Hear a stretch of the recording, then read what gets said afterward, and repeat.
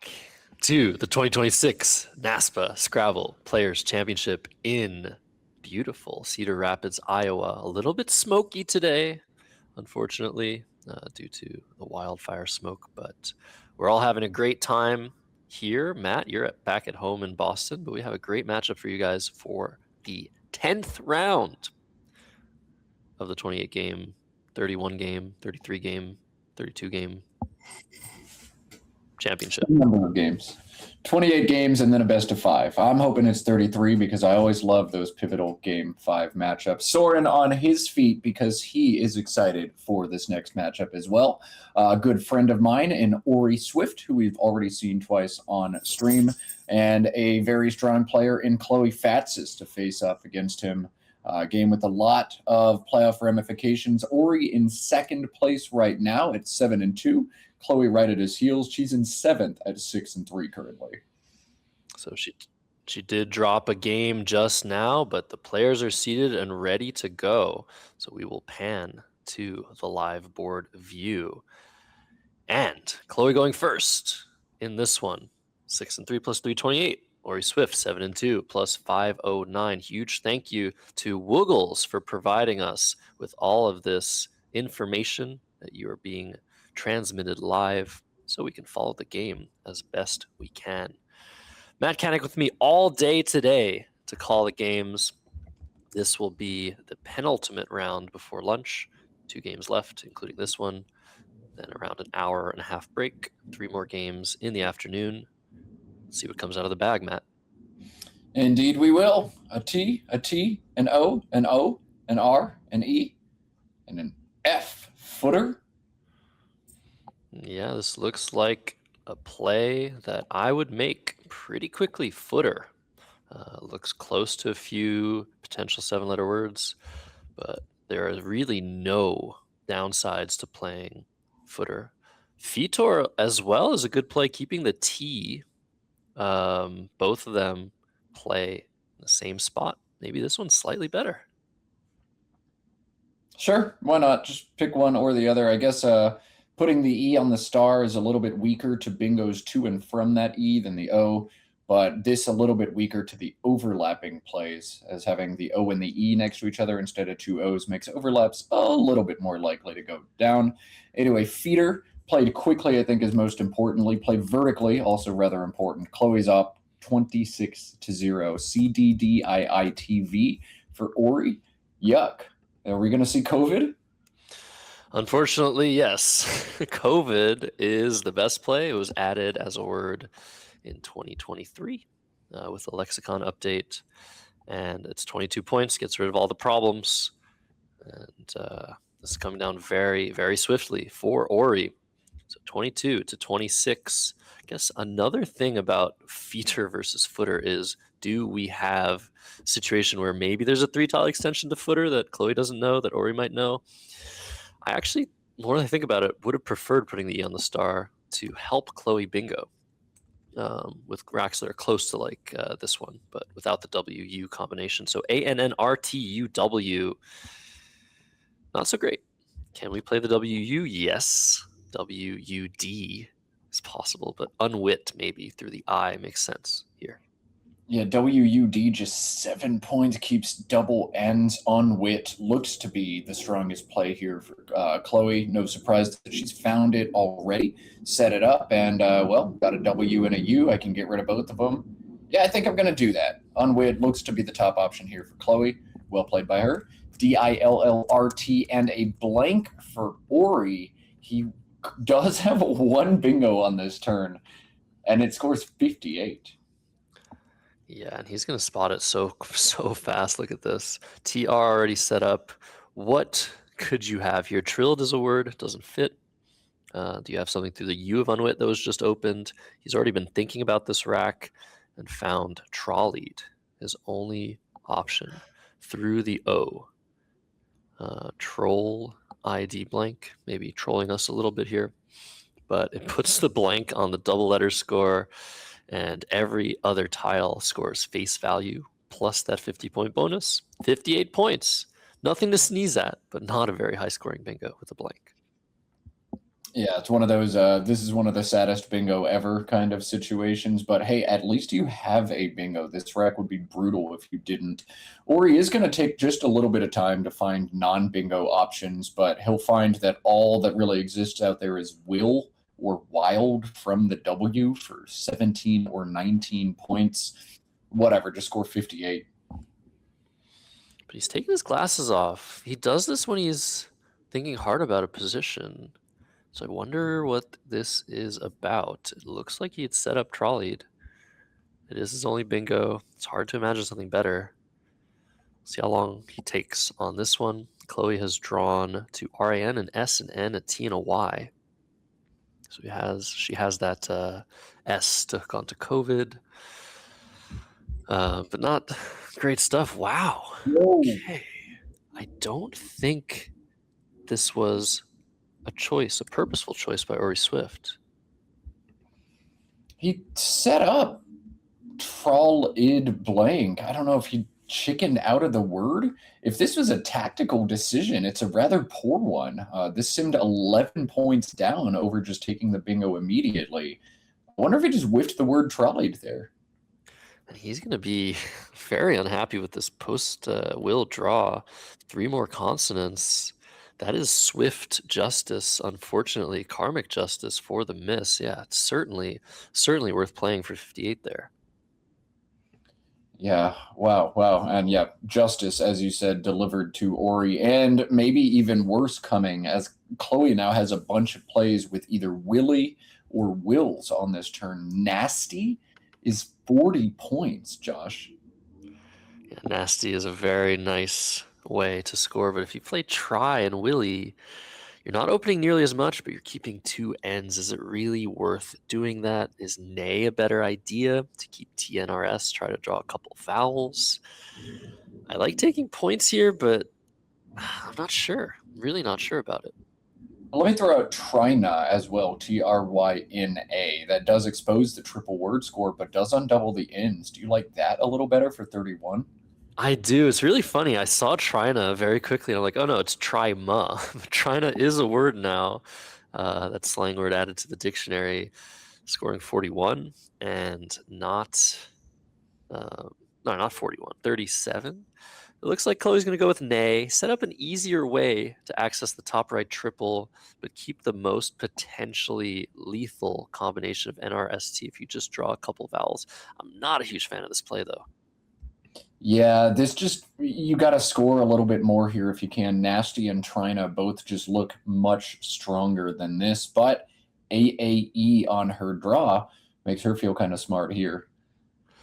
And yeah, mold coming down in Santera, the word on Chloe's rack, will be played with molds or with feeders, actually. I'm wondering.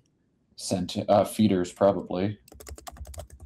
I think so. I mean, neither placement is great, but at least if you play with feeders, you're locking down the left side of the board, and bingos ending in S will no longer fit with the Santera's hook. And more consonants for Orry Swift here. Santera, wherever Chloe plays it, is going to be a very, very nice way for her to take a pretty good lead here. Yeah, Santera's and feeders, you've already got a 15-point lead. You're scoring a lot more. You're not seeding as many bingos back, not exposing as many floaters. Playing it horizontally here is definitely the MO for Chloe. Of course, she's wasted no time finding the word. She might spend a little bit more looking for 8s in different places, but yeah, no-brainer decision here. And Ori's not going to like the look of this. What does he do now? Do you play Newt through the E of Santera, open the board a little bit further downward, and hope to draw something? None of the options you draw, save for the Santera's bingos, are going to score very well on this board. Yeah, I mean, Newt just feels kind of forced here, unless you want to get crazy aggressive and play something like Crew, setting up an S you don't have. And look, Chloe's found the second blank on her post bingo draw. Maybe Orry wants to play something like Warn, WARN, through the second A of Santera. That's only 7, but maybe distract Chloe with the triple word and then try to bingo at the bottom. I think that seeds too much. I think this has to be Newt, Josh. But if Newt comes down, it will block Panbroil through the R, but give Chloe a really, really cool option through the T with her newfound blank rack. Is she going to spot this? This is going to be a really interesting gut check or word knowledge check for Chloe Fatsis. She might have a better option, but making the blank an X. Oh, man. Yeah, that's so missable. Paint box. Panbroil blocked. This is the only bingo available now to Chloe. It is 64, but blank X, that's so hard to think of here. She's also got other straightforward plays. Blip through the L and Willie looks pretty obvious. Play the B, play the P, score pretty well. Will she find the bingo, though? Yeah, and it's barely worth it, right? Because you have the blank and you have some good scoring options. I think definitely worth playing in the same way that Trolleyed was worth playing.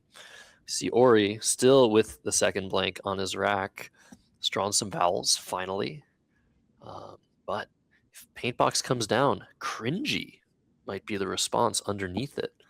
Wow. So if Chloe misses Paintbox, it actually might work out better for her.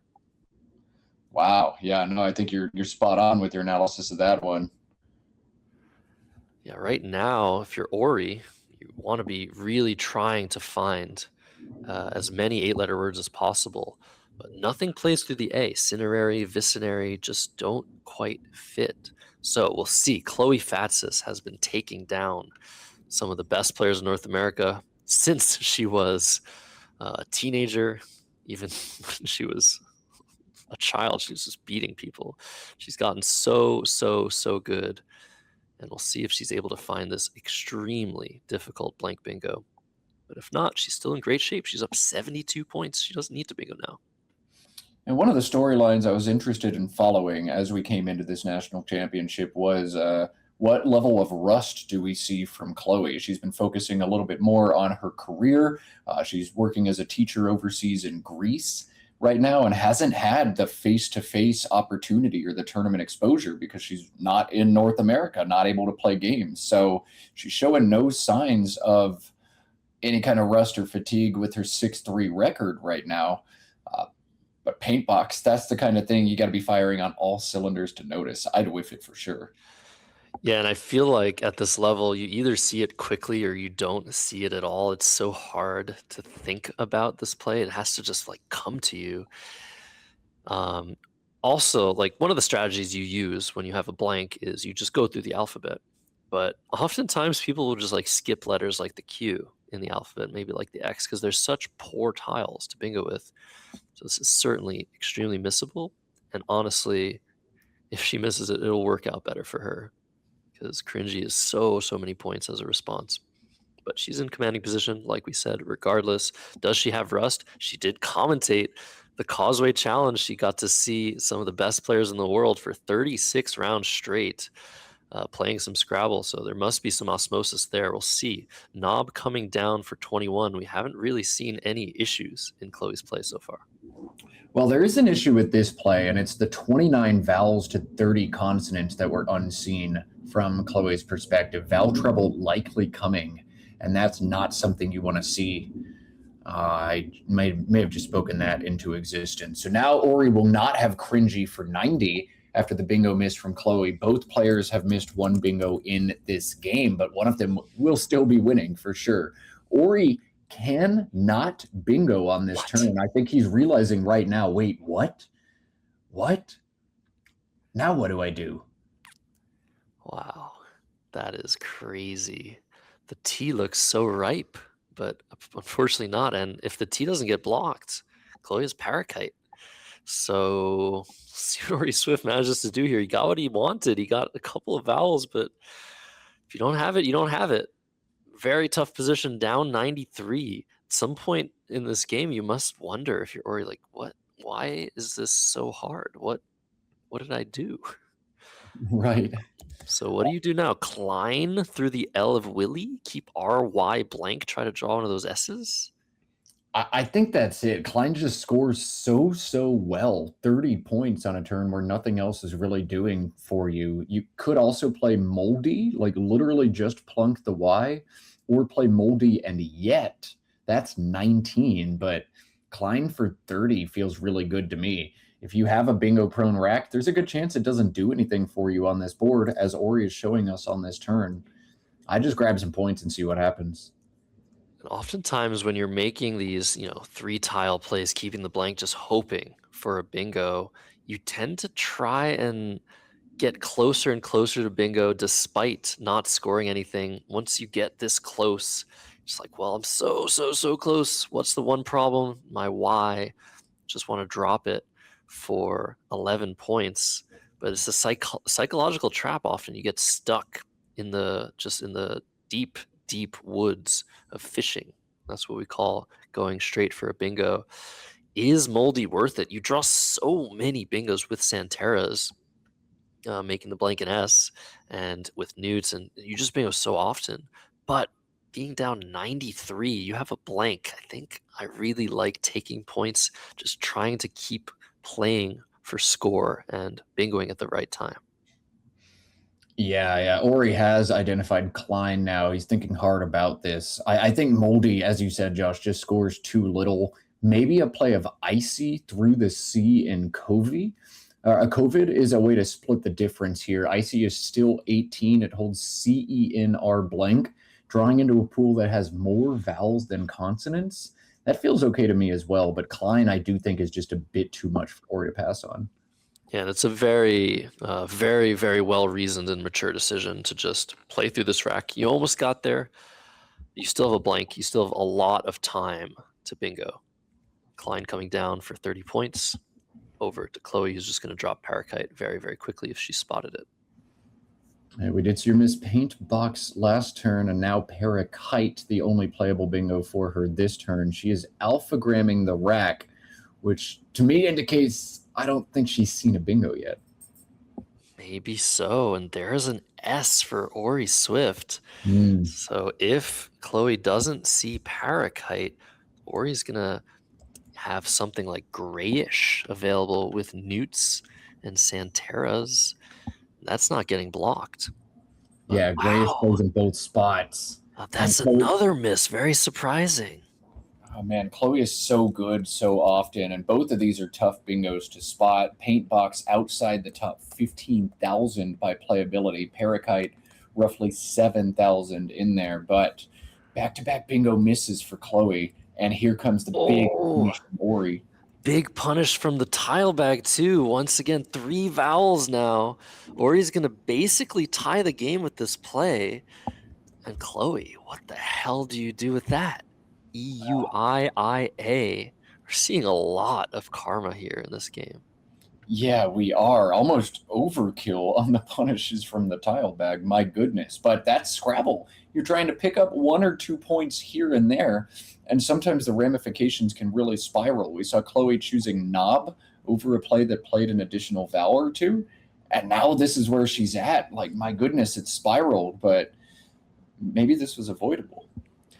Certainly was. We saw a hold. I believe Chloe has released the hold. I'm not entirely sure. But yeah, in this position, you're still in great shape. You're up by 3. You have the last blank. And the board is pretty much yours for the taking, save for that those last 2 S's unseen that could hook onto teaks. But it's still not great, and it's really hard to find a good play. Is this an exchange? No. There are a few good plays through the R in Fetter. AUREI is 20. That is an awesome play. It can't feel good to play something like that, but I think it's got to be worth it. It sets up a huge X spot. We'll see if Chloe has the. Yeah, she's found it, but is she going to play it? Because it sets up a big X spot. I think you still have to do it. And there we see it. She doesn't like it, but it's a great find. You know what I like even less than this play? Scoring 0. You got to get some points here. You're winning the game. Exactly. And if an X bomb comes down, you get tiles to play through. So there's a cost-benefit analysis there. And Orry Swift, so how is he drawing consonants out of this bag? 7 consonants, the J and the Z. What is going on here? Yeah, that's actually insane. Like literally 50-50 vowels and consonants, and then he finds 7 consonants anyway. So, do you play? There are maybe two plays worth making here: putts through the U and unwit for 15, or PHT and AT underneath the A and Orry. I think you play pft here, Josh.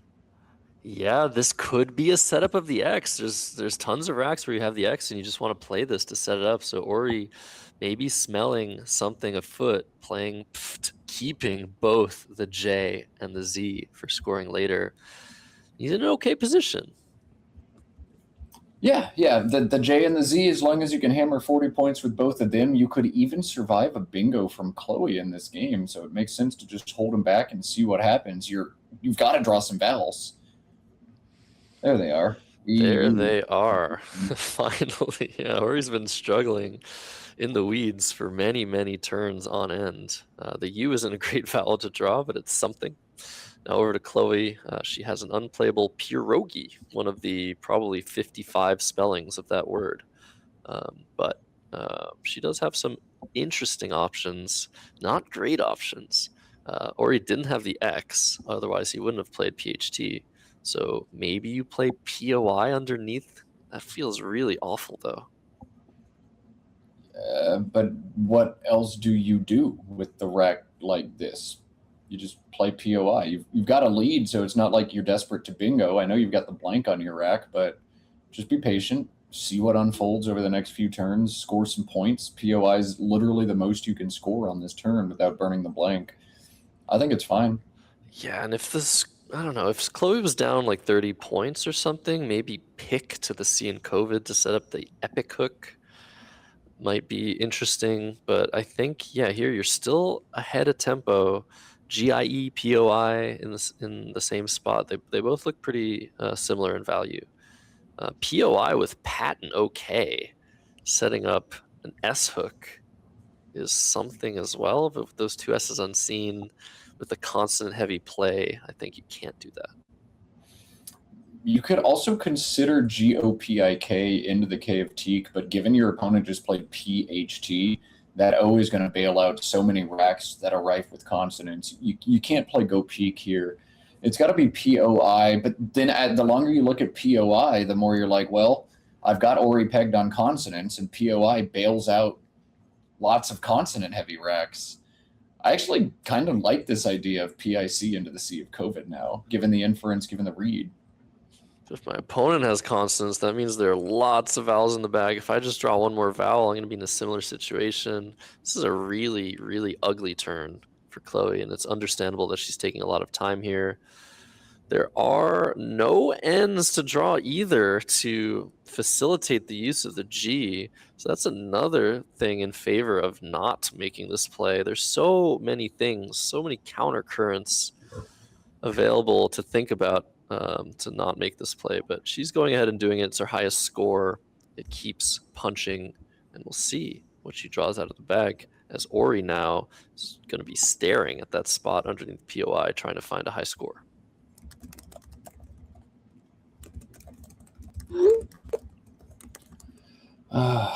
Okay, yeah, POI. What is Ori gonna do now, Josh? He can play D Burr. He's just setting it up right now, making POD and HIE again, keeping the J and the Z together, which is something you might see a relative do in a casual game, but it's actually not an insane way to play this. Taking a small lead, keeping a scoring tile that can completely punish some board opening plays, should Chloe choose to make one. That might be the play here. I think it is. Yeah, D Bird, keep Jay-Z. So many vowels to come, and Jay-Z with the vowels feels great, actually. He's looking at Z now. This is 42 points underneath the PO of Poi. But I don't know. D Bird looks pretty strong to me. Yeah, there's really not much of a negative aspect to the play of D Burr other than keeping such clunk on your rack. You're opening a triple, but a 4-letter word from an R that's already on the double letter score, that's not a big concern. You're scoring very nicely. If you play Z, underlaps with an A could be pretty bad. You might not be able to respond to those. So I like this, and that's what Orry is doing. Great play. Great play from Orry indeed. Engine approved as well. And we're back on Chloe into EGI blank. She draws bingos. The S is huge for her, and she's got bingos using the teak back hooks. The highest scoring one, 77 for Gustier, or its anagram Gutsier. Big swing towards Chloe. And there's just nothing to think about. Gustier definitely better than Gutsier to not allow easy underlaps of the G using that middle bottom triple. And that blank R in the corner of the board is not a threat at all. So this is a great swing for Chloe. Like you said, 302 to 228. Suddenly Orry back in a really, really tough situation. Yeah, man. As soon as the game seems like it's going to swing in Orry's advantage, Chloe does exactly what she needs to do to catch back up. And Orry did draw the S for Teaks just one turn too late. So Orry trailing now by 74. JO and GO makes a lot of sense from a points and leave perspective, but makes no sense from a game state perspective. That slams the last line on the board shut. Puts Orry down 50. You got to be more creative than that here, right, Josh?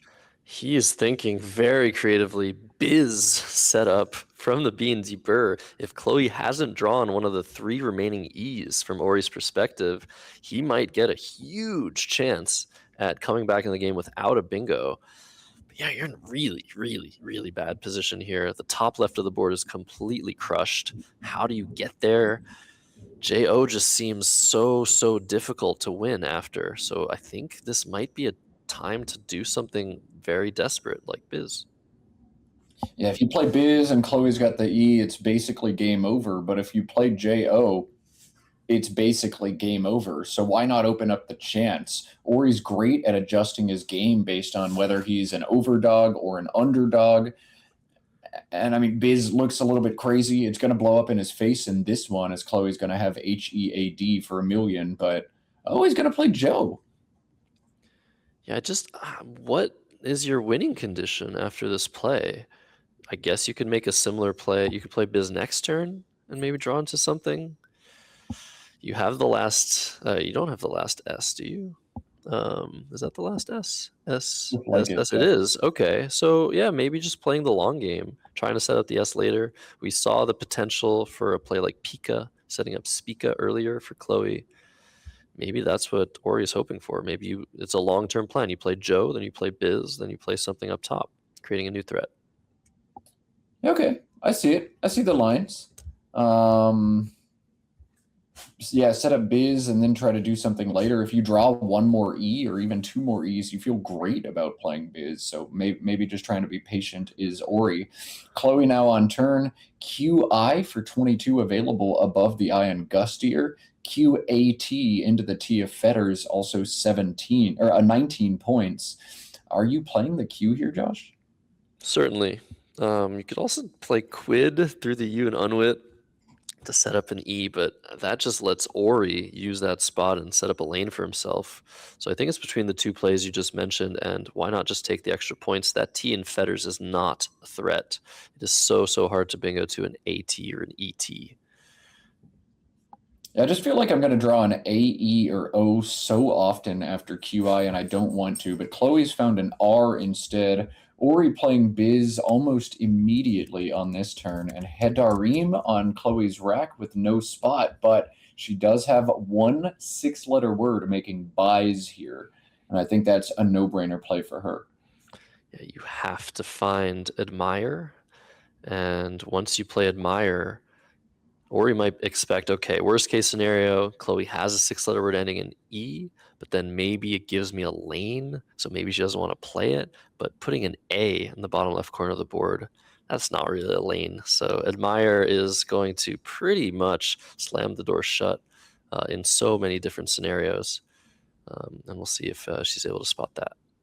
Yeah, I think what's coming up next for Orry is probably OCA through the C in COVID, setting up Soka. Orry's great at finding little setups like that. So there will be 1 more shot for Orry to create a line at the top of the board, setting up his case S in this game. You see Chloe now covering up each of the tiles. What 6s do I see in ADEHIR, ADEHMR? She's probably found Admire already, wants to make sure there is not another 6 to compare with.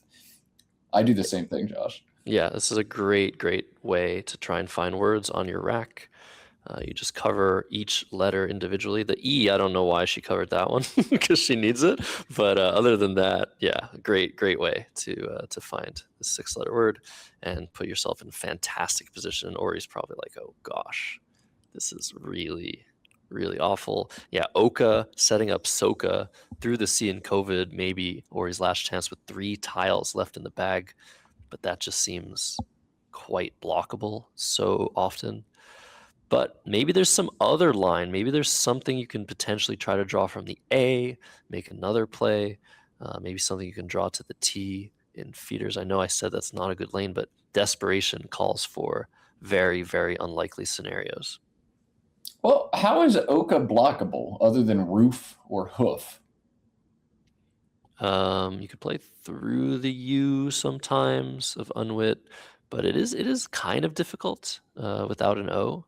And from Orry's perspective, there is only one O left. So yeah, maybe you just have to do it and hope the O is in the bag and hope you draw exactly what you need. There's also a nice play of Ova. Orry's got this set up. It plays between Klein and Grayish for 24. This will empty the bag, score 24, keep a nice ELOS together, but no bingo lines on the board unless you bingo down to the A and Admire or the T and Fetters.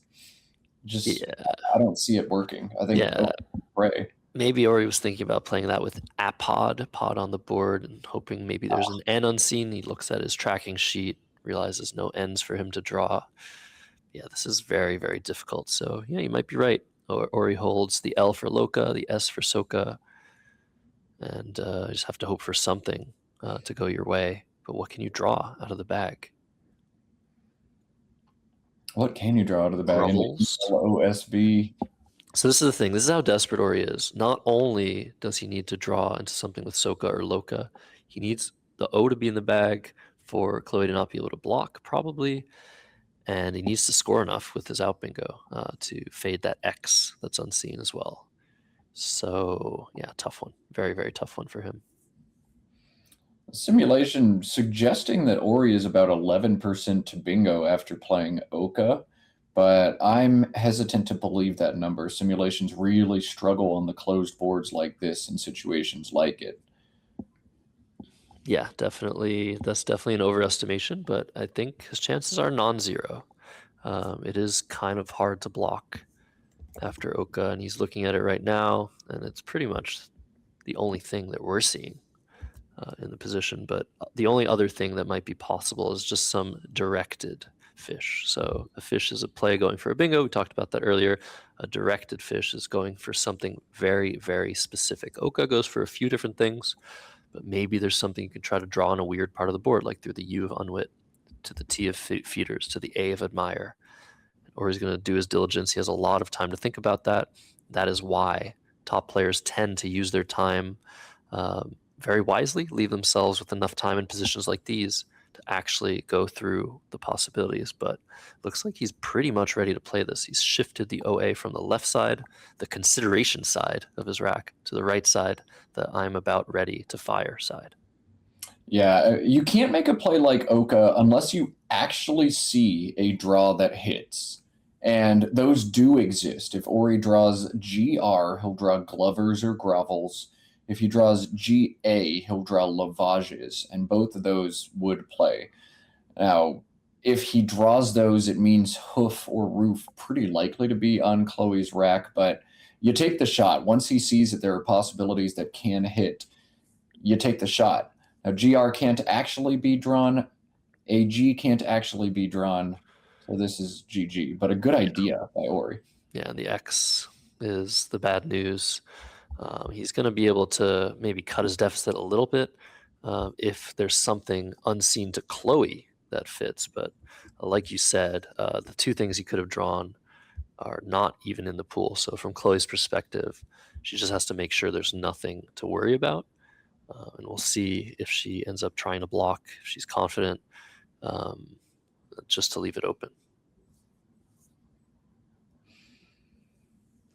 She's doing her tracking. This is very important, actually. Retracking. She might have the 8 unseen tiles from her respective E, E, G, L, O, S, V, X. She might have those tracked, but she wants to double, triple check. So if you make a mistake here, you can't go back. If you make an error and Orry actually has something, you've just lost the game. You could just do your diligence. You have 9 minutes. Yeah, so take the time if it's been given to you. Literally, it has happened to me before. I was playing a streamed game at a Nationals against Will Anderson, and I had tracked correctly, but then read my handwriting incorrectly, blew a game on stream by seeding a triple-triple that didn't seem possible to me, and it's the worst thing that's ever happened to me in my life. So take the time, Chloe, and avoid the nightmare situation that could happen. Why not? Worst thing that ever happened, yeah. Nothing worse has ever happened to me than the time Will Anderson played a 9-letter triple-triple on the last move of a streamed game at a Nationals. Yep. That's completely insane, and you'll be thinking about that for the rest of your life. Translating the story down the generations.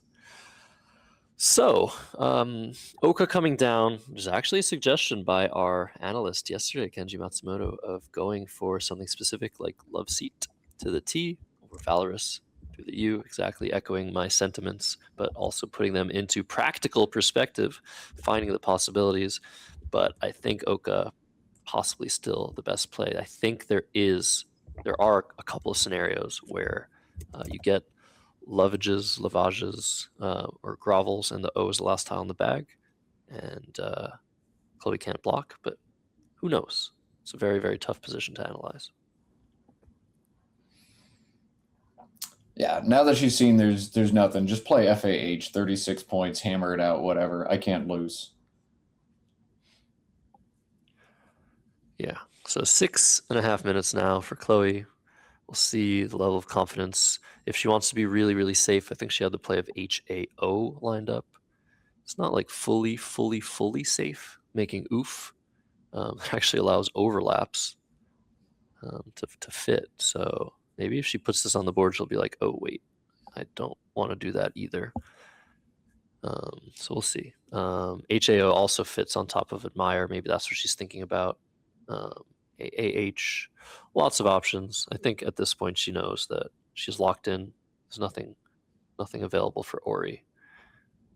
Maybe play the F first because you have the 27-point spot with HAE in the center of the board. So maybe FOE makes a little bit more sense. Yeah, no, keep the H, hammer out some extra points. I think she's also just thinking, what if I draw the X? Is it going to be a huge headache, or will I be okay after all of this? Orry's not playing Oka and keeping the X in pretty much any universe. So from Chloe's perspective, there's a 1 in 3 chance she's about to draw it. If she plays FOE, keeping that H, will the X be really annoying? That's what Absolutely. Yeah, great analysis there. So you have to be a little bit careful. You're only up 65. You will almost certainly lose to a bingo. But at this point, I think it's just about, okay, how can I maximize my winning margin? So again, Chloe Fatsis is going to take down one of the top players. She's a top player herself, of course, on stream. There goes Orry. There goes Joey Krafchick. There goes Jackson Smiley. And Chloe Fatsis will be at 7-3 after 10 games, as will Orry Swift. Orry just has to wait and see what happens. He has Voxel and Loka, or Voxels and Soka, available for himself. Vexes as well, depending on what Chloe does, depending on her final rack. He'll also do the calculations necessary to try and find the best option for himself. I think Voxel and Loka is a little bit bad in pretty much any scenario because it sets up a big triple letter score on top of the E. So Ho coming down for Chloe Fatsis, keeping that F rather than keeping the H. She certainly has a good reason for that play. And over to Orry Swift, down 92 points in a losing position. Let's see if he finds his best move. Yeah, this thing's getting interesting. As we said, going into this game, Orry Swift was in second place. He was 1 game behind tournament leader Mac Meller, who sits at 8-1 coming into the round. Orry losing here means Mac could start to run away with this thing. We've seen him do that before at these big tournaments, just easily clinch a spot in the big finals. We'll see if he does it again. Joey Malik did win this round, so Joey Malik on 8-2 has moved up into second place, at least for now, once this result is final. Oh, the idea of host set up ARF. That's so nice. That's so cute. Okay. Nice. ARF on top of the HOE. So it was 40 points. Yeah, good job. Good job by Chloe there. And yeah, standings are getting interesting. Things are very tight at the top. It's still very, very early, 28 rounds before the two finalists are crowned. But you can start to see the makeup of what might be a race for those two all-important spots the final day. So, once again, huge thanks to NASPA for sponsoring this stream and the co-stream that is being run on the Let's Play Scrabble YouTube channel for the International Lexicon Division. Players like Wellington Giguere, Alex Seaholm, Josh Castellano, the Ranky Twins, Austin Shin. So many big names in that environment as well, that universe. But here, yeah, thanks definitely to all those people. I'm just seeing the best end game for Orry now is hilarious. Yeah, I was wondering if there's something really bizarre available here. But do tell. All right, so what is the big threat Chloe has right now? ARF. Is there any way Chloe can block Voxel? Nope. So you want to block ARF and hold Voxel. So you play Spode, Spode, for 8. Of course. Duh. Perfect sense there. Block the best play and go out with your best play. That is Scrabble 101. I mean, what's the big deal? That is insane. Spode for 8. Very cool. Best in game by 6 points. Second best in game is either Voxel's first and then ES and QIS, or do it in the opposite order. You can do whatever you want. But Spode taking away ARF, definitely Orry's best in game here. That's funny. It's really funny because you have to play the S. Normally, it's easier to play one tile than two, but you cannot play the E, save voxels, and block. So it's just really bizarre. If Orry finds this play, what should I do? Who should I buy a drink? I don't know. Something. Eat shorts. Well, we got to figure something out. Dye your hair the color of his choice. Get an Orry tattoo. Ooh, Orry tattoo. You know, fun fact, Orry Swift has tattoos. Okay. Hey, this is getting a little personal. Wow. S set aside. Why is the S set aside?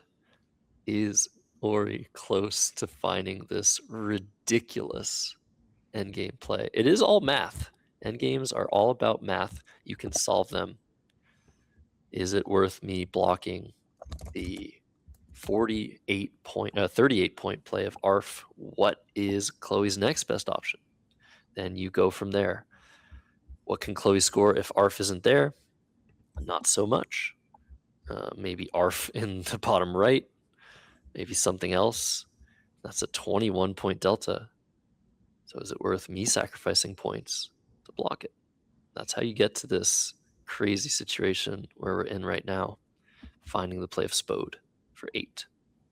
Orry's down the right path. I think he's looking at SHA to block, but if he sees the way to play off ES together, guarantee the out and 2 sequence, I think it could happen. We could see it from Orry here. He's got 4 minutes left, and it won't win in the game, but would cut down his spread. Yeah, I think if he sees Spode, he's going to play it. It's just you have to see it. It's like, what the heck? You have to think about, okay, I want to play off SE or just E. And you find the spots to do that block ARF. Because if he plays just Shah, Chloe's going to go out in two turns. She's going to be able to set up that potential for herself in, I think, a few different ways, with Apod specifically. So you can't go out in 3. You can't just slow play and play Voxel in 3 turns. You have to play it next turn. Yeah, if you do play Spode, Chloe's endgame becomes just dropping the F, playing Fem and Fe. Otherwise, yeah, it's just R for 15. So Orry spent his time, did some great thinking, didn't quite come up with the sequence. He'll play Voxel. Second best endgame for Orry is this sequence. Yeah, this is the human play. Doesn't actually give back the overlap we were worried about, given that AF is not a word. AXFE available. So now Chloe just has to continue with their plan, play ARF, and let Orry go out with ES. And that'll be this round 10 matchup. So let's start looking at the possibilities for next round. Who should play who? And we'll get back to you guys on that since the pairings. No, the pairings are not out, are they? Oh, that's annoying. Yeah, still don't have pairings up for round 1. So we did make a little mistake yesterday on the stream. Forgot to grab the players who we wanted on the stream, and then they started their game elsewhere. So we want to make sure we avoid that here, but can't do that without pairings. And players can't start their own games without pairings either, though. Yeah, so we'll get that as soon as we can for you guys. As time ticking down, Chloe just double checking everything. Not really sure what she's looking for here. Is she possibly holding Loka? No way, right? I don't think so. Yeah, I think so. I think it looks like she just said, "Okay, I accept." Possibly. We'll have to figure that out. We can talk to her about that, but it's all speculation. So 396 for Chloe Fatsis, 38 for ARF, 434 will be her final score. Orry Swift going out with ES, QIS for 18 would bring him to 361, getting 6 from Chloe, 367 to 434 after all is said and done in this one. All right, so Chloe's committed her clock. Orry's going to plunk down the ES, and we'll see a lot to talk about in this game, but 3 bingo misses. One of the sloppier games we have seen so far, and one of the sloppier games I expect we're going to see all tournament. But Chloe coming out on top, despite 2 of those being hers. She's got a big win here, both players at 7-3, and we'll cut to the overhead mic.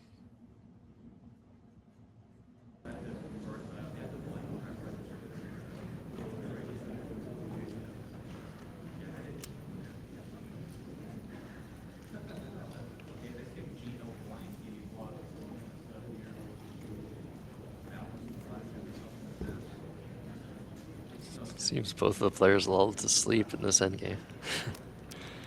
I think we can hear Michael Fagan in the background. 361 and 6 for me. Yep. 434, 367. Good game.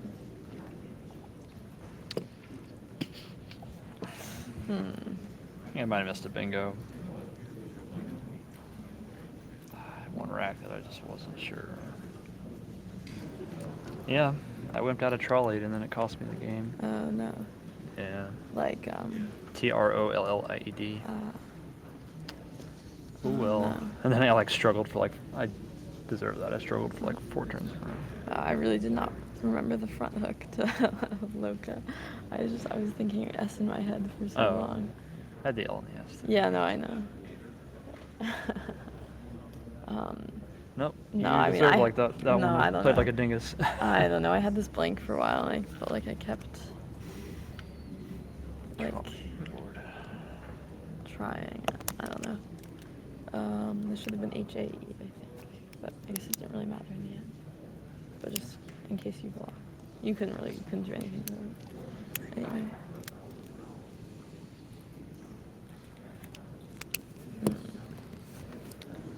I don't know. Everything felt relatively straightforward for me. Yeah, after passing on trolley, I drew all consonants forever. Was that? Sorry, when was that? Oh, that was trolley. That was Will. Oh, Will. Yeah. Oh no. Yeah, it was like DRT, NRT, whatever that is. Oh, that's so tough. Feels bad, man. Oh shit!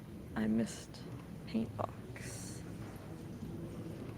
Well, that's a more blank that's more X. forgivable than trolley. Blank X. Okay, yes, I forgive myself for that. I might have missed a bingo in this turn. That was a really tough turn. Cinerary, Vicinary. Anything through a Box. T? Oh no. Wow, I don't think I missed a bingo there. That was tough. When? RY blank.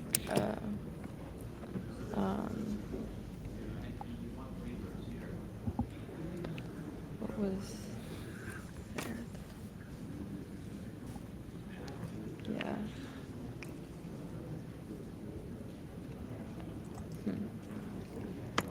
Yeah, it just comes down to trolley. You just gotta play it. Right. Just got to play it. Orry unsure of the word trolley. He did see it like we thought, but yeah, getting the bad news. Both players checking on their misses. No need to text them, Matt. They have already figured out what they did wrong in a couple of those key positions. But Chloe Fatsis taking Orry Swift down in her second stream appearance. And while we wait for the next round's pairings, I guess it's time for a little bit of a break on our end. Yeah, we'll drop the matchup in chat once we've figured out what it is, but with no pairings up, we'll have probably about 5 or so minutes. This will be the final round before the lunch break as well, so we'll try to jump in as early as possible, get you one more game, get everybody fed, and come back for the afternoon. We'll cut away for now. Keep y'all posted soon. Don't go